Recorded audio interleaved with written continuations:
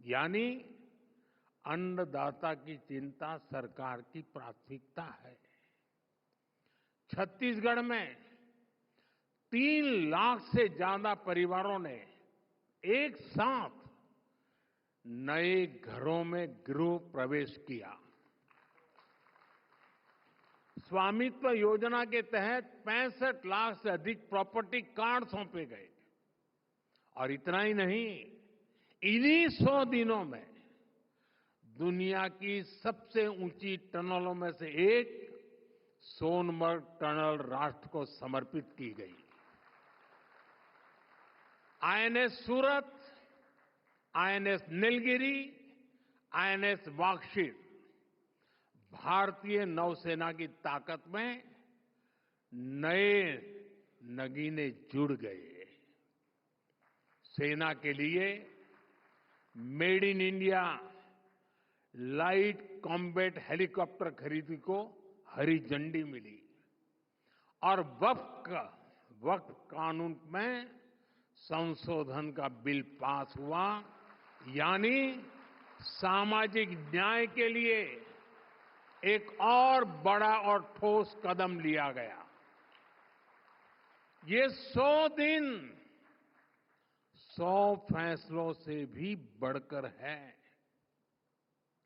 ये 100 संकल्पों की सिद्धि के दिन है। साथियों, परफॉर्मेंस का यही मंत्र राइजिंग भारत के पीछे की असली एनर्जी है। आप जानते हैं, अभी 2 दिन पहले ही मैं रामेश्वरम में था। वहां मुझे ऐतिहासिक पंबन ब्रिज के लोकार्पण का अवसर मिला। करीब 125 साल पहले अंग्रेजों ने वहां एक पुल बनवाया था। उस पुल ने इतिहास देखा, उसने आंधियां सही। एक बार सुनामी ने, साइक्लोन ने उस पुल को बहुत नुकसान पहुंचाया। सालों तक देश इंतजार करता रहा, लोग मांग करते रहे, लेकिन पहले की सरकारों की नींद नहीं टूटी। जब हमारी सरकार आई तो नए पंबन ब्रिज के लिए काम शुरू हुआ और अब देश को अपना पहला वर्टिकल रिफ्ट रेल सी ब्रिज मिल गया है। साथियों, परियोजनाओं को लटकाते रहने से देश नहीं चलता। देश चलता है परफॉर्म करने से, तेजी से काम करने से। Delay is the enemy of development. और हमने इस दुश्मन को हराने की ठान ली है।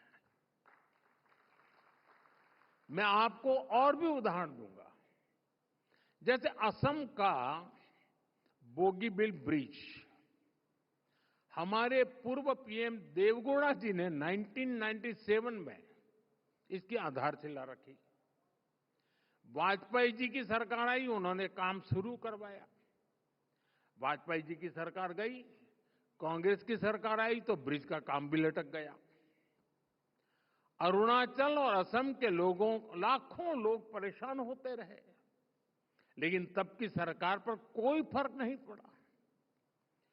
2014 में आपने जब हमें सेवा करने का मौका दिया और ये प्रोजेक्ट फिर से शुरू हुआ और सिर्फ 4 साल में 2018 में ब्रिज का काम पूरा हो गया।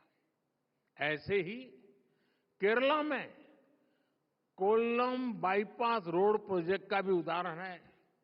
ये 1972 से अटका था। सोचिए, 50 साल। एलडीएफ हो या यूडीएफ, किसी सरकार ने 50 साल तक इस पर कोई काम नहीं कराया। हमने सरकार बनने के 5 साल के अंदर इसका काम पूरा कर दिया। साथियों, नवी मुंबई एयरपोर्ट पर भी 1997 से चर्चा शुरू हुई थी। 2007 में इसे मंजूरी मिली, लेकिन कांग्रेस की सरकार ने इस पर काम नहीं किया। हमारी सरकार ने इस प्रोजेक्ट को भी तेजी से पूरा किया।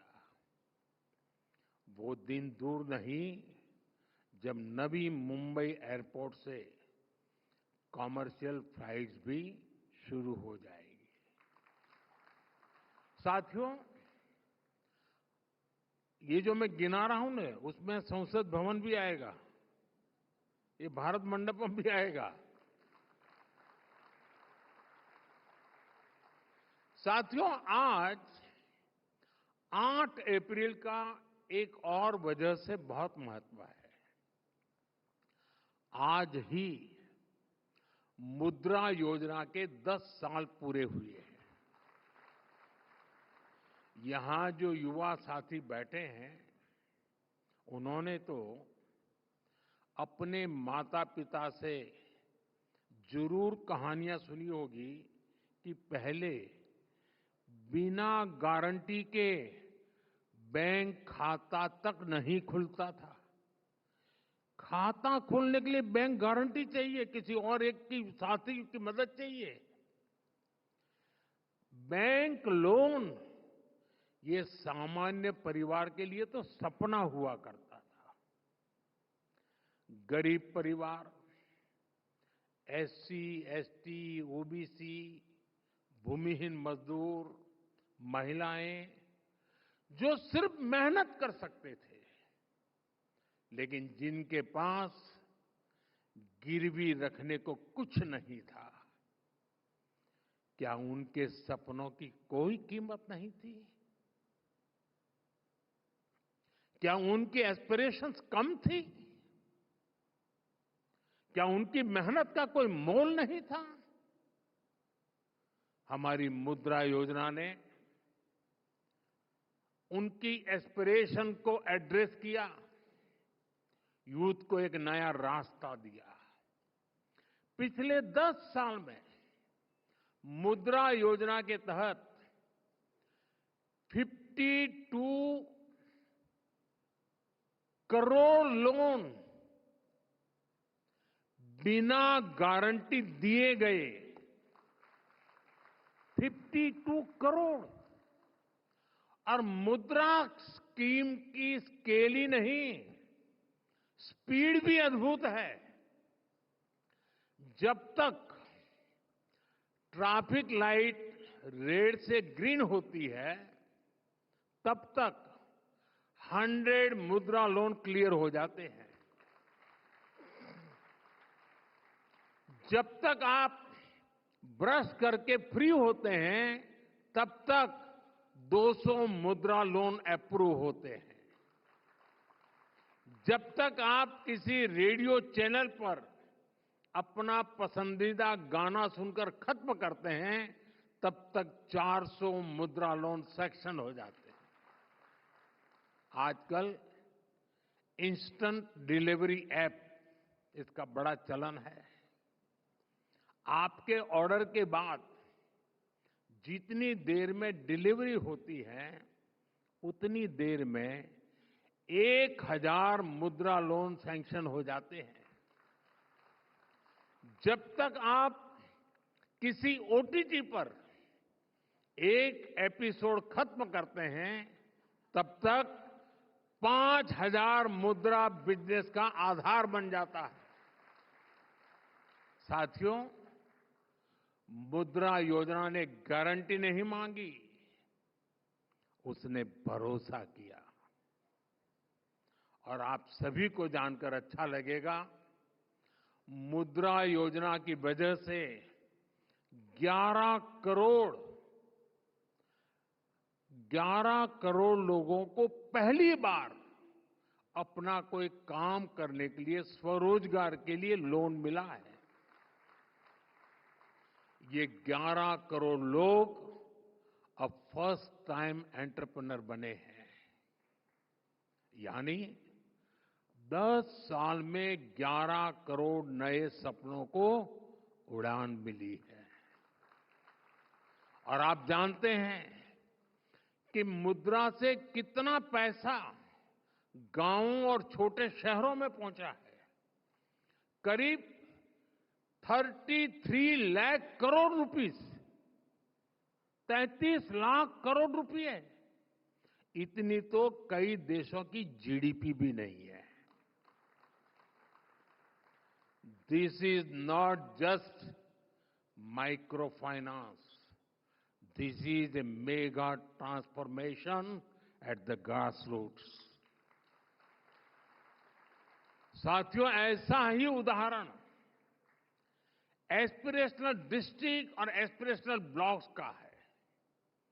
पहले की सरकारों ने देश के 100 से अधिक ऐसे जिलों को पिछड़ा घोषित करके उन्हें अपने हाल पर छोड़ दिया था।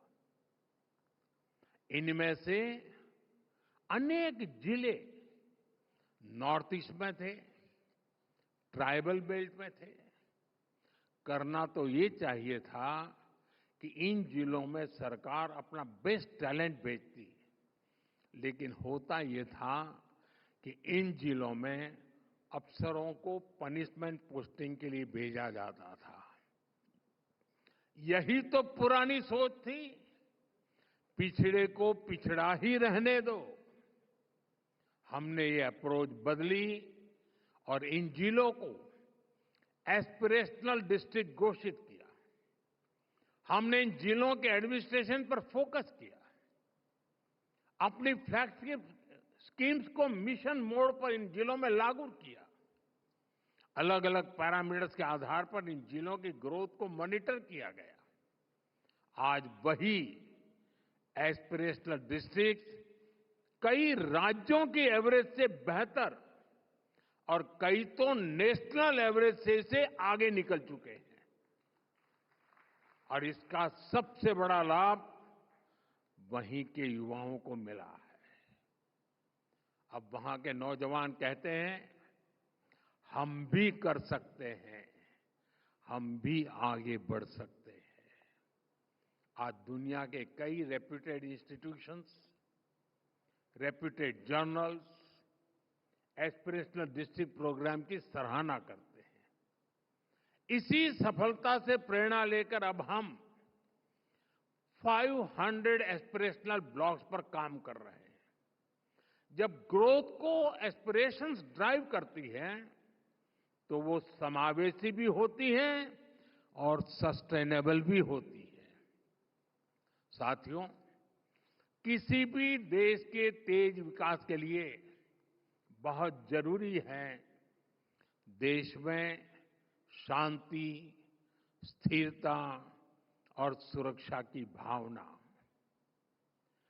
गुरुदेव टैगोर की कल्पना थी, चित्त चेता भय शून्य, उच्च जेथा शीर, where the mind is without fear and the head is held high. लेकिन दशकों तक भारत में डर का, भय का, आतंक का माहौल बढ़ता ही गया। इसका सबसे ज्यादा नुकसान युवाओं को ही हुआ। हिंसा, अलगाव, आतंकी आग में सबसे ज्यादा देश का युवा ही झुलसा है। जम्मू कश्मीर में दशकों तक युवाओं की अनेक पीढ़ियां बम, बंदूक और पत्थरबाजी में खप गई। लेकिन दशकों तक देश पर शासन करने वाले इस आग को बुझाने का साहस नहीं दिखा पाए। हमारी सरकार की स्ट्रांग पॉलिटिकल विल और संवेदनशीलता के चलते आज वहां हालत बदले हैं। आज जम्मू कश्मीर का नौजवान विकास से जुड़ हो चुका है। साथियों, आप नक्सलवाद को भी देखिए। देश के 125 से अधिक जिले नक्सलवाद की चपेट में, हिंसा की चपेट में थे। 125 डिस्ट्रिक्ट। जहां से नक्सलवाद शुरू होता था, वहां सरकार की बाउंड्री खत्म हो जाती थी। बड़ी संख्या में नौजवान नक्सलवाद से पीड़ित थे। हमने ऐसे नौजवानों को मुख्य धारा में लाने के लिए प्रयास किए। बीते 10 वर्षों में 8,000 से अधिक नक्सलियों ने सरेंडर किया है, हिंसा का रास्ता छोड़ा है। आज नक्सल प्रभावित जिलों की संख्या भी 20 से कम रह गई है। हमारे नॉर्थ ईस्ट में भी दशकों से अलगाव का, हिंसा का एक अंतहीन सिलसिला चल रहा था। हमारी सरकार ने बीते 10 सालों में 10 बड़े शांति समझौते किए। इस दौरान 10,000 से ज्यादा युवाओं ने हथियारों को छोड़ा और विकास की मुख्य धारा में शामिल हुए।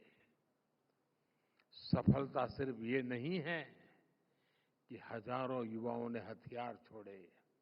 सफलता ये भी है कि इसने हजारों नौजवानों का वर्तमान और भविष्य बचाया है। साथियों, हमारे यहां दशकों तक एक प्रवृत्ति चली। राष्ट्रीय चुनौतियों को पहचानने के बजाय उन्हें राजनीतिक कालीन के नीचे छिपा दिया गया। लेकिन अब समय आ गया है कि हम ऐसे मुद्दों से आंख न चुराएं। 21वीं सदी की पीढ़ियों को हम 20वीं सदी की राजनीतिक भूलों का बोझ नहीं दे सकते हैं। भारत की ग्रोथ में तुष्टीकरण की राजनीति एक बहुत बड़ी चुनौती रही है। अभी संसद में वक्फ से जुड़े कानून में संशोधन हुआ है।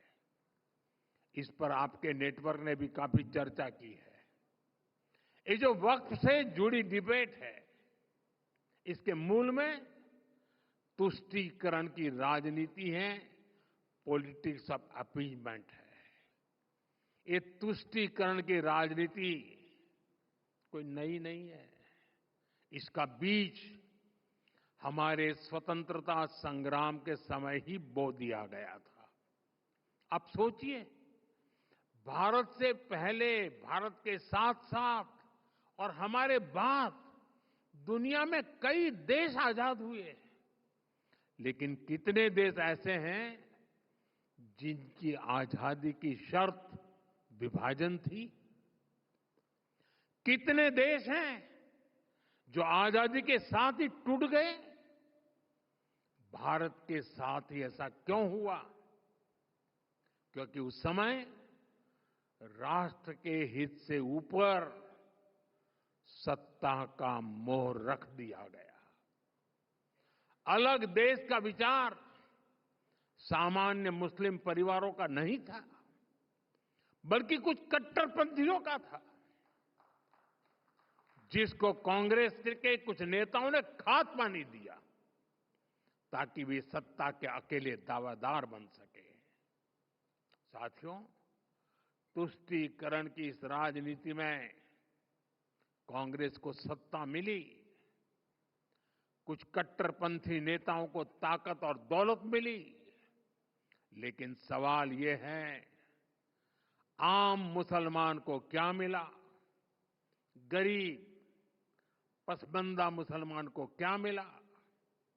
उसे मिली उपेक्षा, उसे मिली अशिक्षा, उसे मिली बेरोजगारी। और मुस्लिम महिलाओं को क्या मिला? उन्हें मिला शाहबानो जैसा अन्याय, जहां उनका संवैधानिक हक कट्टरपंथ की भेंट चढ़ गया, उन्हें मिला चुप रहने का आदेश, सवाल न पूछने का दबाव, और कट्टरपंथियों को मिल गया खुला लाइसेंस महिलाओं के अधिकारों को कुचलने का।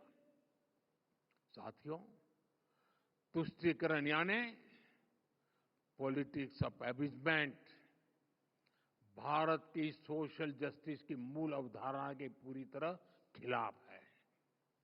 लेकिन कांग्रेस ने इसे वोट बैंक की राजनीति का हथियार बना दिया। 2013 में वक्फ कानून में किया गया संशोधन मुस्लिम कट्टरपंथियों और भूमाफियाओं को खुश करने का प्रयास था। इस कानून को ऐसा रूप दिया गया कि उसने संविधान के ऊपर खड़ा होने का भ्रम पैदा किया। जिस संविधान ने न्याय के रास्ते खोले, उन्हीं रास्तों को वक्फ कानून ने संकुचित कर दिया गया, और इसके दुष्परिणाम क्या हुए? कट्टरपंथियों और भूमाफियाओं के हौसले बुलंद हुए। केरल में ईसाई समाज के ग्रामीणों की जमीन पर वक्फ के दावे, हरियाणा में गुरुद्वारों की जमीन विवादों में, कर्नाटका में किसानों की जमीन पर दावा, कई राज्यों में गांव के गांव हजारों हेक्टेयर जमीन अब एनओसी और कानूनी उलझनों में फंसी पड़ी है। मंदिर हो, चर्च हो, गुरुद्वारे हो, खेत हो, सरकारी जमीनें हो, किसी को भी अब अपने ही घर और खेत के लिए कागज ढूंढते रह जाते थे। जो कानून न्याय के लिए था, वो डर का कारण बन गया। ये कैसा कानून था? साथियों, मैं देश की संसद को सर्व समाज के हित में, मुस्लिम समाज के हित में एक शानदार कानून बनाने के लिए बधाई देता हूं।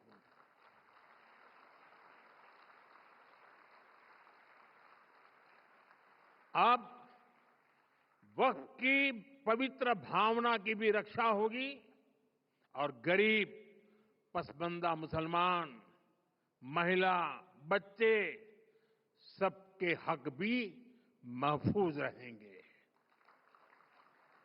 वक्फ बिल पर हुई बहस हमारे संसदीय इतिहास की दूसरी सबसे लंबी डिबेट थी। 75 साल में दूसरी सबसे लंबी डिबेट। इस बिल को लेकर दोनों सदनों को मिलाकर 16 घंटे चर्चा हुई। जेपीसी की 38 बैठकें हुई, 128 घंटे चर्चा हुई।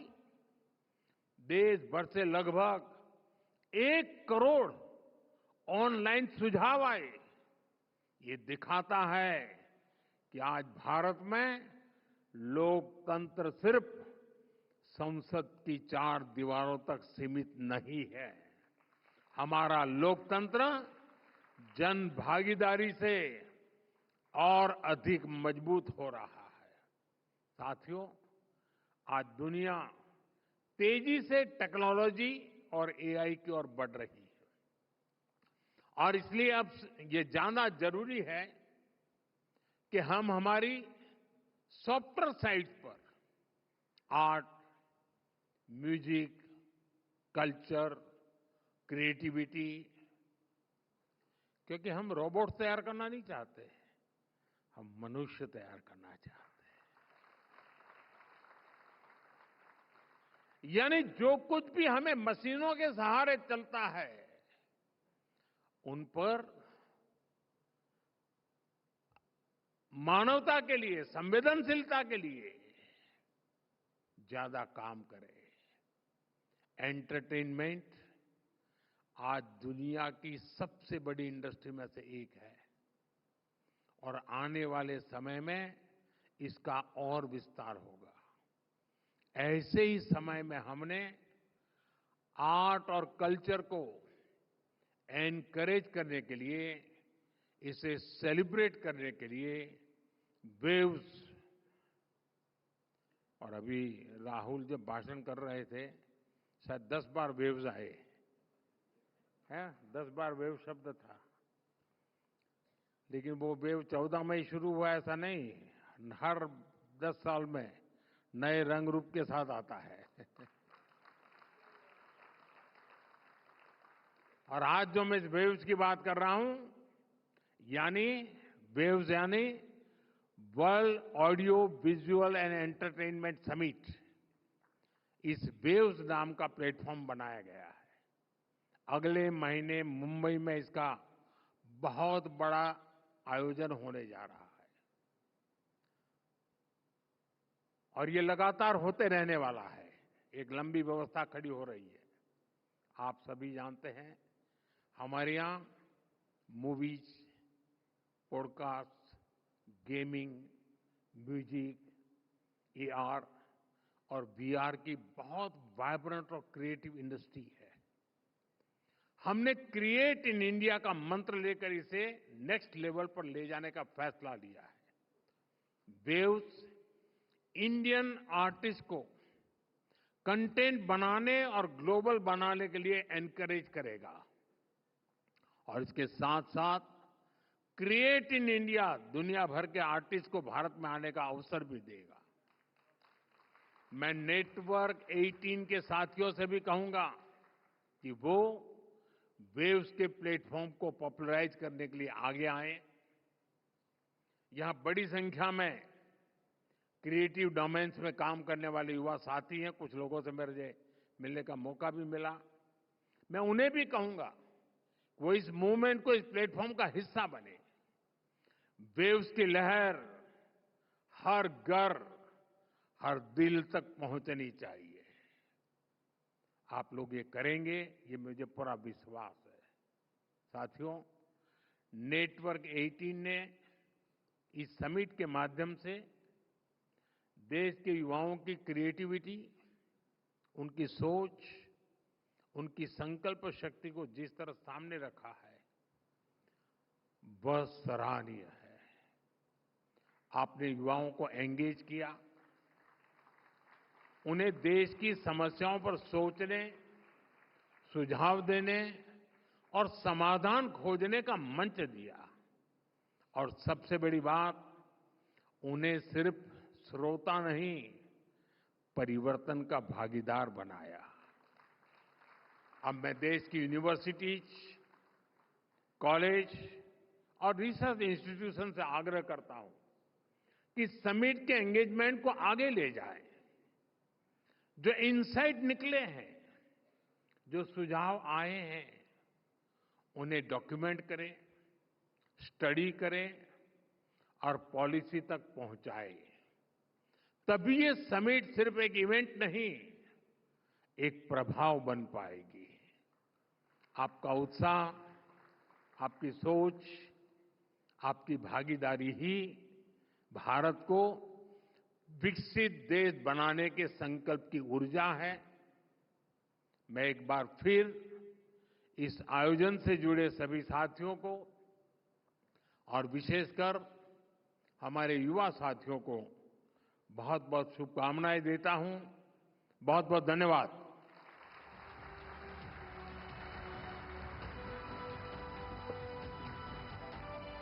Huge round of applause.